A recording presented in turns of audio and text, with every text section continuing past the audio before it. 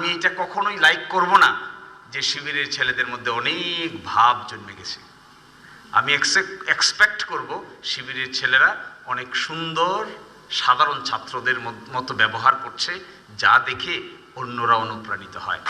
ভোর 4টার সময় আমি ইসলামী বিশ্ববিদ্যালয়ে যাই, গিয়ে দেখি ছাত্র শিবিরের সভাপতির রুমে একটা বিরাট খাট।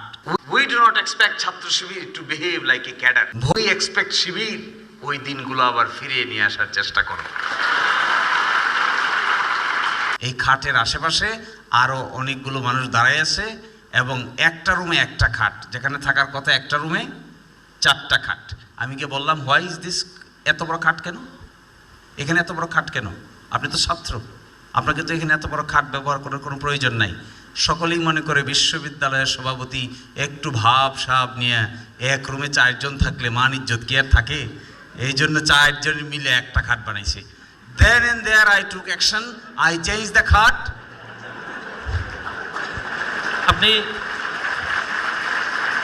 and the university সভাপতি become an very ordinary student। পরের দিন আমাকে অবশ্যই ইউনিটে মেনে নিতে পারেন নাই, মেনে নিয়ে আমারে প্রশ্ন করেছেন, আপনি কি কামডাই না করলেন?